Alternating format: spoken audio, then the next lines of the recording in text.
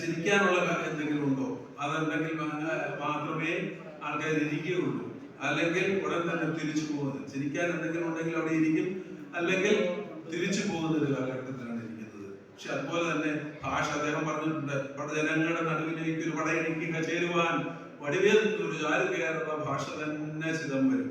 പക്ഷെ നമ്മൾ ആ മലയാള ഭാഷയെ ലഭിച്ചുകൊണ്ട് അതിൽ നിന്നൊക്കെ വേറിട്ട് പല പല പല സങ്കേതങ്ങളിലേക്ക് തേടിപ്പോയി പല ഭാഷകളും അതിൽ ബ്ലെൻഡ് ചെയ്ത് ഒന്നിച്ച് ചേർത്തുകൊണ്ട് പോകുന്ന ഈ കാലഘട്ടത്തിൽ നമ്മുടേതായ ഭാഷയുടെ തനിമ നിലനിർത്തുന്നതിനും അതിൻ്റെതായ പ്രസക്തി കേരളത്തിലൊക്കെ ആണെന്നുണ്ടെങ്കിൽ ഇപ്പൊ കവിതകൾ പല വേദി. ഇപ്പൊ കഴിഞ്ഞ ദിവസം എനിക്ക് ഏറ്റവും കൂടുതൽ വലിയൊരു അത്ഭുതം തോന്നിയത് വയലാറിന്റെ ഒരു ചരമദിനത്തിന് 50ാമത്തെ ചരമദിനത്തോടനുബന്ധിച്ച് ആലങ്കോട് സാർ അവിടെ നിന്ന് സംസാരിക്കുക. അരണ്യോന്തര തപസ്ഥാനങ്ങളിൽ ആ കവിത ഏറ്റവും ടഫായിട്ടുള്ള ഒരു കവിത മലയാളികൾ പഠിക്കാൻ ശ്രമിക്കാത്ത എന്ന് പറഞ്ഞാൽ അത്രത്തിനും കഠിന പദങ്ങളാണ്. പക്ഷെ അത്ര ആശയസമ്പുഷ്ടമായ ഒരു കവിതയാണ്. താങ്കൾക്ക് കവിത സിനിമാ പാട്ട് മാത്രമേ എഴുതാൻ കഴിയുന്നുള്ളൂ എന്ന് പലരും പരിഹസിച്ചപ്പോൾ അവർക്കെതിരെ ശക്തമായ ഒരു മറുപടി കൊടുത്ത ആ കവിത ആലങ്കോട് സാറ്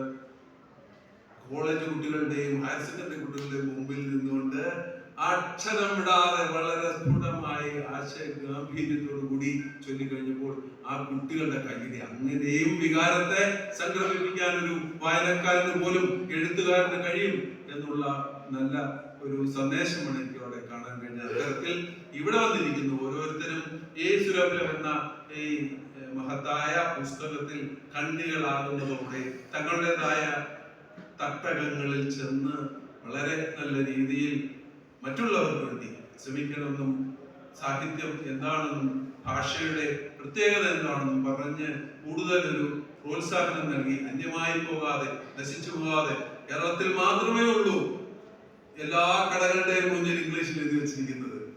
പക്ഷെ മറ്റു സംസ്ഥാനങ്ങളിലേക്കൊക്കെ പോയി കഴിഞ്ഞാൽ മാതൃഭാഷയിൽ അവരുടേതുണ്ട്. പക്ഷെ കൊച്ചിയിലൂടെ പോയി കഴിഞ്ഞാൽ ഒരൊറ്റ സ്ഥലത്ത് നമുക്ക് കാണാൻ കഴിയില്ല മലയാള ഭാഷയിലുള്ള ഒരു ബോർഡ്.